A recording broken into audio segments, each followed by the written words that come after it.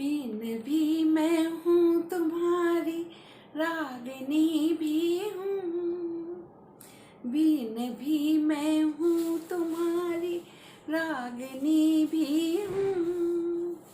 नींद थी मेरी अचल निस्पंद कड़ में, प्रथम जागृत थी जगत के प्रथम स्पंदन में।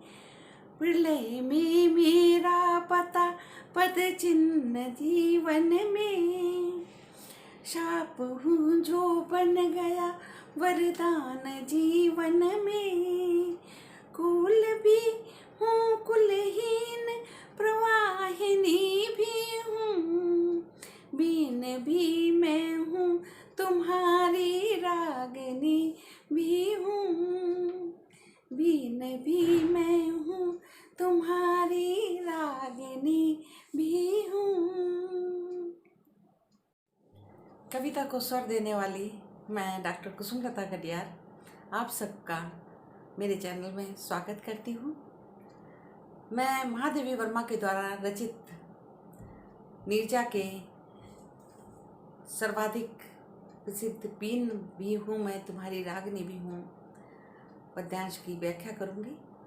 और ये महादेवी वर्मा छायावाद की प्रमुख कवियों में से एक हैं। छायावाद के स्तंभ कहे जाने वाले, 4 स्तंभ कहे जाने वाले स्तंभों में से एक नाम महादेवी वर्मा जी का भी है। महादेवी जी के जीवन से प्रभावित होकर मैंने कुछ पंक्तियाँ उनके जीवन पर लिखी हैं। चलिए विद्यार्थियों, हम आपके सामने प्रस्तुत करते हैं। होली के दिन जन्मी थी, होली के दिन जन्मी थी, होली के रंगों सी उल्लसित रहती थी। विरह की अग्नि में तपकर, विरह की अग्नि में तपकर साहित्य को पाला पोसा है। हृदय में हाहाकार लिए, हृदय में हाहाकार लिए छायावाद को परिष्कृत कर डाला है। किसी ने हिंदी की सरस्वती, किसी ने हिंदी की सरस्वती, किसी ने हिंदी की मीरा, मैंने तो यशोदा कह डाला है, मैंने तो यशोदा कह डाला है। तो चलिए अब हम महादेवी जी के द्वारा रचित नीरजा जो संग्रह है उसमें से कविता है बीन भी मैं हूँ तुम्हारी, रागिनी भी हूँ। इसकी कुछ पंक्तियाँ हैं जो व्याख्या हम करेंगे। चलिए व्याख्या आरंभ करते हैं। इसमें जैसे हमने पहले बताया आपको कि पहले संदर्भ, फिर प्रसंग, फिर व्याख्या करते हैं। तो बीन भी हूँ मैं तुम्हारी, रागिनी भी हूँ, इन पंक्तियों की व्याख्या में करनी है जो अभी हमने आपको सस्वर सुनाया। वो संदर्भ लिखिए। प्रस्तुत पद्यांश छायावाद की प्रमुख कवित्री महादेवी वर्मा द्वारा रचित नीरजा संग्रह से गीत बीन भी हूँ मैं तुम्हारी, रागिनी भी हूँ से अवतरित है।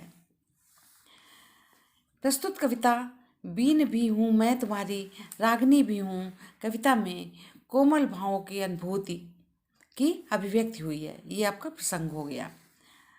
थोड़ा और लिखेंगे कि कवित्री जड़ और चेतन में अंतर नहीं मानती। उनका कहना है कि एक ही सत्ता से जड़ चेतन दोनों ही प्रकाशित हैं। व्याख्या, अब व्याख्या आप करिए। बीन भी हूँ मैं तुम्हारी, रागिनी भी हूँ। ये पद्यांश की पहली पंक्ति है। कवित्री जीव और सत्ता को संबंध को बताते हुए कहती हैं कि हे प्रिय, मैं तुम्हारी वीणा हूँ और वीणा से जो राग निकलता है वह रागिनी भी हूँ। जिस प्रकार से वीणा बजाने पर उससे उत्पन्न रागिनी का संबंध वीणा से होता है, उसी प्रकार मेरे संसार में या इस संसार में जीव रूप में भी रहने पर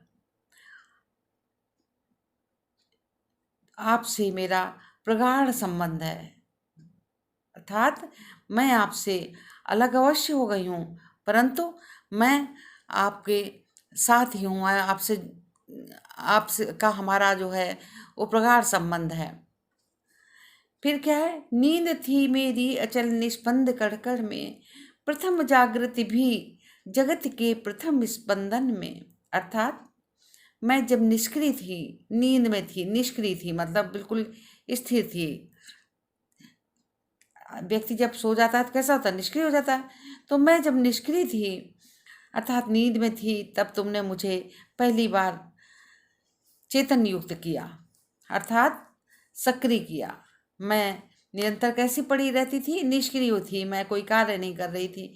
मेरी धड़कन जो है वो उससे आपने मुझे परिचय कराया, जिससे यही कारण है कि महादेवी जी जो हैं अब कविता रूप में अपना लिख के और अपने मन की बात करती हैं। तो वही कह रही हैं कि मुझे पहली बार तुमने चेतन से युक्त कराया था, सक्रिय किया मुझे और मेरी धड़कन से मेरा परिचय कराया। महादेवी जी कहती हैं कि तुमने ही जड़ता को समाप्त कर दिया। मैं निष्क्रिय थी, जड़ता को समाप्त कर दिया, तुम्हारी कृपा है, जड़ता को समाप्त हो गई, चेतना युक्त बना दिया, मेरे अस्तित्व का बोध कराया। प्रलय में मेरा पता पद चिन्ह जीवन में, प्रलय में मेरा पता पद चिन्ह जीवन में। कवित्री महादेवी वर्मा जी कहती हैं कि जब प्रलय होती है और सब कुछ नष्ट हो जाता है, तब मैं तुम में समा जाती हूँ और तुम मुझे एक नया जीवन देते हो। जब प्रलय आती है तो उस समय क्या होता है कि जो मेरा जो अस्तित्व वो नष्ट हो जाता है और मैं तुम में समा जाती हूँ, माने आत्मा परमात्मा से मिल जाती है और तुम मुझे फिर से एक नया जीवन देते हो। शाप हूँ जो बन गया वरदान बंधन में, कुल भी हूँ कुलहीन प्रवाहिनी भी हूँ। शाप जो बन गया वरदान बंधन में, कवित्री कहती हैं मेरा अभिशप्त जीवन ही मेरे लिए वरदान बन गया है। मैं कैसा मेरा जीवन था, अभिशप्त था, क्रियाहीन निष्क्रिय थी मैं। अर्थात क्या है, वरदान बन गया अर्थात तुमसे अलग होकर मैं निरंतर तुम्हारा ध्यान करती रहती हूँ। वरदान बन गया, मैं अब तुमसे अलग भी हूँ तब भी मैं तुम्हारा निरंतर ध्यान करती रहती हूँ। महादेवी जी कहती है कि कल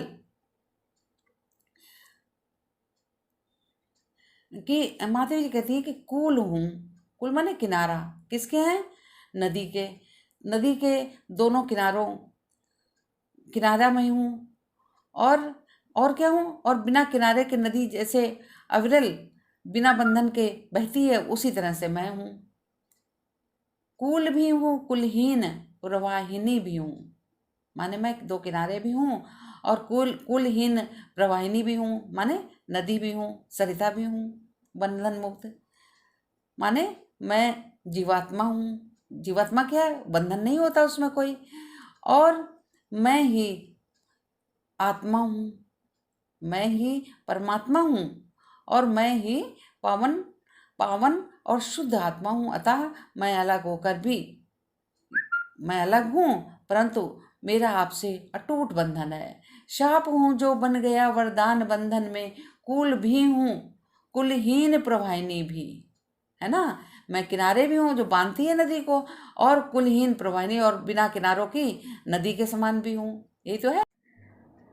अब काव्य सौंदर्य में भाषा, खड़ी बोली, परिष्कृत हिंदी, शैली, गीत, अलंकार, अनुप्रास और पुनरुक्ति प्रकाश।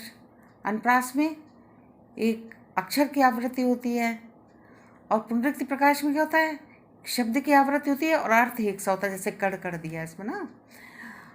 रस, वियोग, श्रृंगार, गुण, माधुर्य। एक पॉइंट आप बना सकते हैं, कवित्री महादेवी वर्मा जी ने रहस्यवादी भावना को व्यक्त किया है। प्रस्तुत पंक्तियों में कवित्री महादेवी वर्मा जी ने रहस्यवादी भावना को व्यक्त किया है। ये जो प्रसंग है उसको संक्षेप में आप इस तरह भी लिख सकते हैं और एक उसी से संबंधित एक पॉइंट नीचे लिखेंगे। इस तरह से आपके काव्य सौंदर्य का एक पॉइंट पड़ जाएगा। काव्य सौंदर्य लिखना, व्याख्या जो जब लिखते हैं तो बहुत आवश्यक है, ये आप ध्यान रखिए।